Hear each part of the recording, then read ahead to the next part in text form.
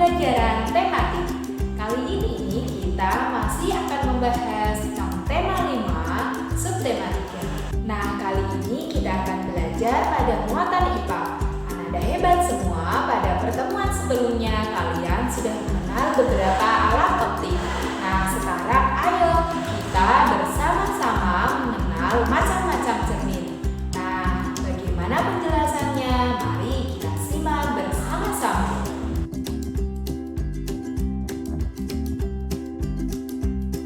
Nah, anak hebat, hari ini kita akan belajar tentang cermin. Nah, apa sih itu cermin? Cermin merupakan salah satu benda yang dapat memantulkan cahaya.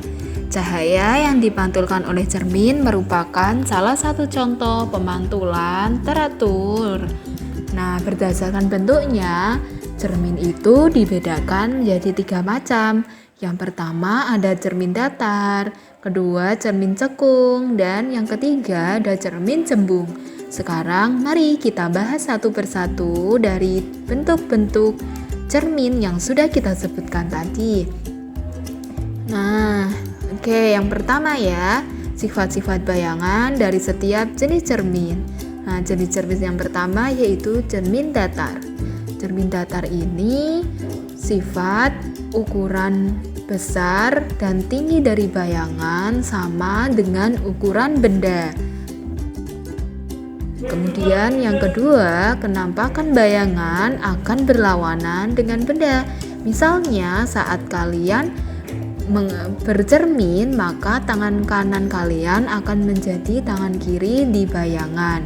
Kemudian di bayangan bersifat semu atau maya, artinya bayangan dapat dilihat di dalam cermin, tetapi tidak dapat ditangkap oleh layar. Nah, penerapan dari contoh cermin datar yaitu dapat kita lihat pada saat kita bercermin, yaitu pada cermin rias. Sering sekali ya kita gunakan dalam kehidupan sehari-hari.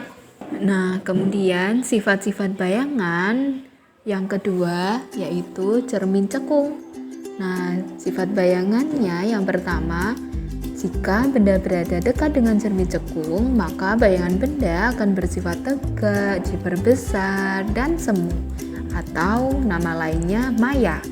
Kemudian yang kedua, jika benda berada jauh dengan cermin cekung, maka bayangan benda akan bersifat nyata atau sejati, terbalik, dan diperkecil. Nah, berikut ini adalah contoh dari cermin cekung. Yang pertama ada sendok.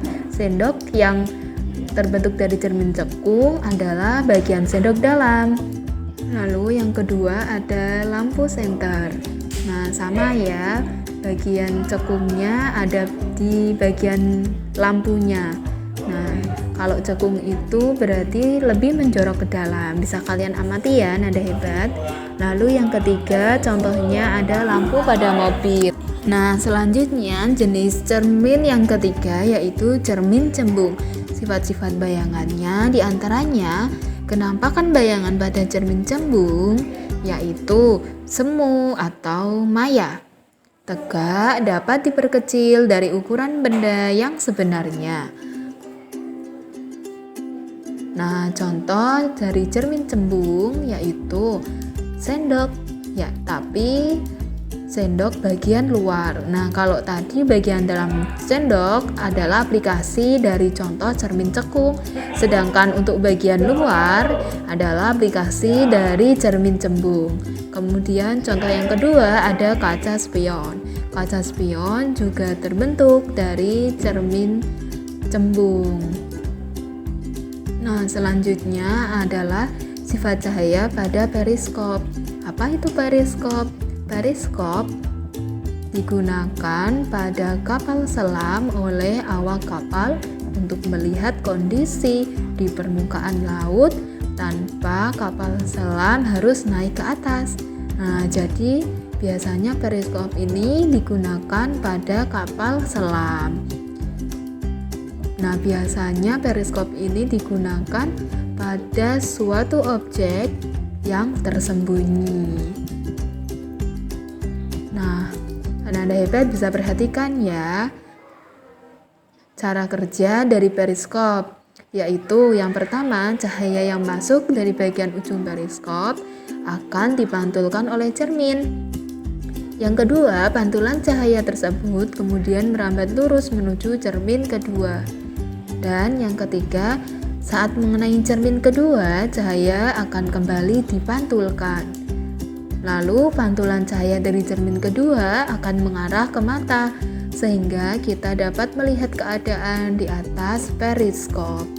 Nah, setelah Ananda hebat semua mendengarkan video materi dari Miss, silakan Ananda hebat semua berlatih dengan memanfaatkan alat-alat yang ada di rumah kalian, seperti sendok, cermin rias, dan kaca spion yang ada pada kendaraan bermotor atau mobil. Nah, setelah itu kalian bisa mengerjakan kolom ayo berlatih pada halaman 120. Kalian coba setelah kalian melakukan percobaan sederhana dengan menggunakan alat-alat tadi, kalian bisa mengerjakan nomor 1 sampai 4. Nah, tetap semangat ya Ananda hebat, jaga kesehatan kalian semua. Wassalamualaikum warahmatullahi wabarakatuh. Salam Anandaku.